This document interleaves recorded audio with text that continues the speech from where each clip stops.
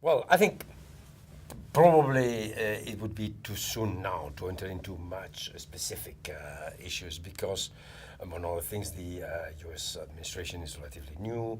As you know, the process here in the US is relatively long in terms of appointments, in terms of policy review, etc. So at this stage, I think we are moving more at the level of general policies, approach, environment, atmosphere of understanding than about specific cooperation on this or that issue. Although, of course, at the same time, it is clear that there are already a number of issues on which it is clear that it's going to be very important, the relationship. We have also clearly some issues that can be identified as issues that are going to be quite crucial in this transatlantic relationship. And this goes, of course, from Afghanistan, if we look at policy, security issues, as climate change, if we look to other sort of thematic issues. But still, it has to develop. Obviously, there is one thing which is important, is that the whole atmosphere has changed. There are a lot of expectations. Sometimes one wonders whether not too many expectations or too high expectations. But I think that should not be a matter of concern. I mean, we will be landing softly and smoothly into reality as time comes. But I think that we are going to see a re-strengthening of the transatlantic relationship during the next 3-4 years. I think it should.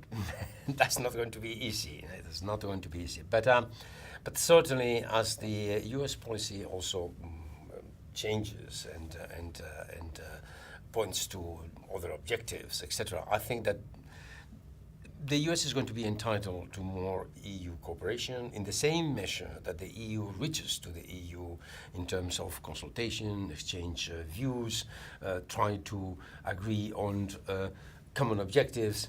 So one thing brings the other. It's not simply a matter of saying, well, now I ask you for this or I request you to do that. It's simply that we enter into a more cooperative mood, so to say. I think that they have already aligned on many of the fundamental issues. Then, of course, this is not about the crisis, it's about the economy in general. There are nuances, I would say, important nuances that are different in Europe and in the US, in normal times and in crisis time. So, for instance, well, there are, I think, different attitudes towards the fiscal deficit, for instance, or towards the degree of regulation. But I think that particularly after the G20 in London, now I think we are very much along the same lines. So I don't see any important discordance there. We are going to see now what happens with the next G20 summit, which probably will have to already begin to nail down some of these policies more concretely. We will have to see what happens with the future of the financial institutions governance and things like that, which obviously will not be easy. But for the time being, I think that I would not foresee any unsurmountable difficulty. Although there will be important discussions. I mean, for instance, there is one thing which is not affecting so much the US-EU relationship, but simply our relative position in the world or in certain institutions. If there has to be more room made for some emerging economies, it means that somebody will have to let that kind of space free. So this will imply certain negotiations and certain difficulties. But I think that the good atmosphere for the negotiations is there, the basic understandings are there, so it should be fine. I hope it is, because developing countries, personally, I think that developing countries are just beginning to receive the impact. Because obviously this is like a wave. So the further away you are from the center, the longer time it takes for the impact to reach you. But when it reaches you, sometimes it's more strong and more powerful than it is at the center itself. But there is one thing which is clear. Developing countries are going to have less exports. They're going to have less remittances from the migrants coming home.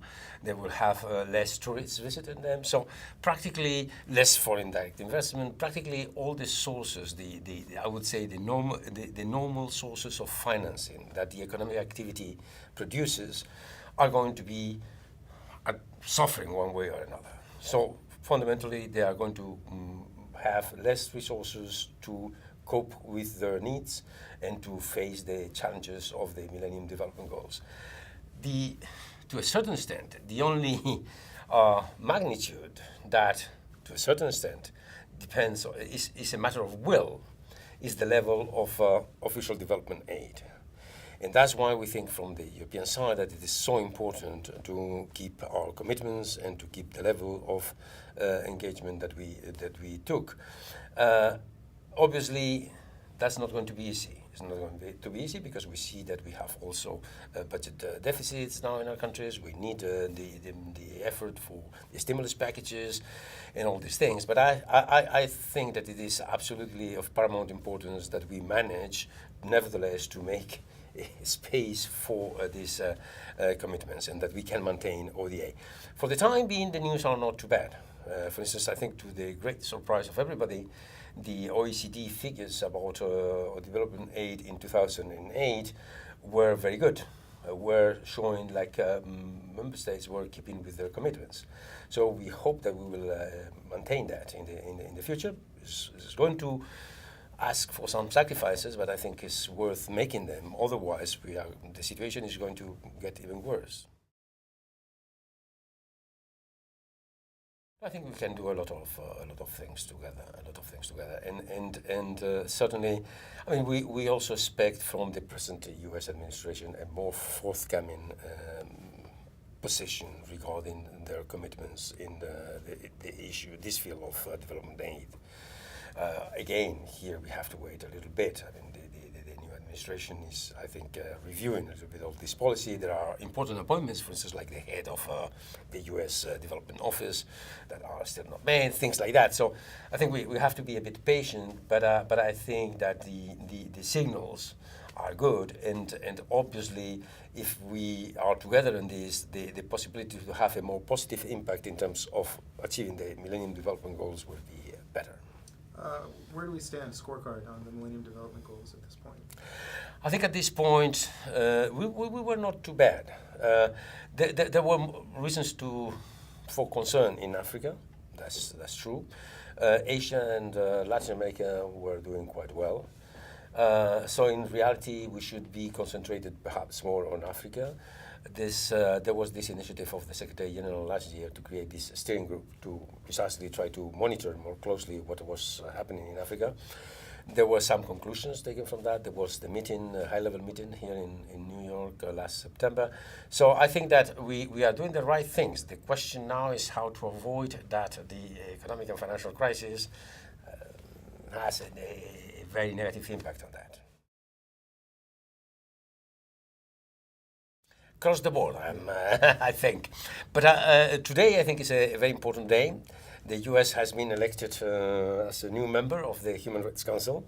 So that, I think, is an important change. It's an important change because beyond all the difficulties that are there, and we cannot deny, I think it's very important that the U.S. shows its commitment and its engagement by running for the seat at the Human Rights Council and actually having it. So we are really quite hopeful that that will give us, both EU and US, the possibility to cooperate there, to cooperate with other countries from other regions. I think it was just being said in this meeting that we have to avoid to create or help to those that do not want to comply with human rights, create the image that human rights is about things of Western countries and that do not actually pertain to the humanity as such and that are not universal. We have to fight against that. And to fight against that implies also that we have to reach out for cooperation from countries from other regions. We can do this together, the US and the EU, but certainly we have to expand beyond our own cooperation and find other partners.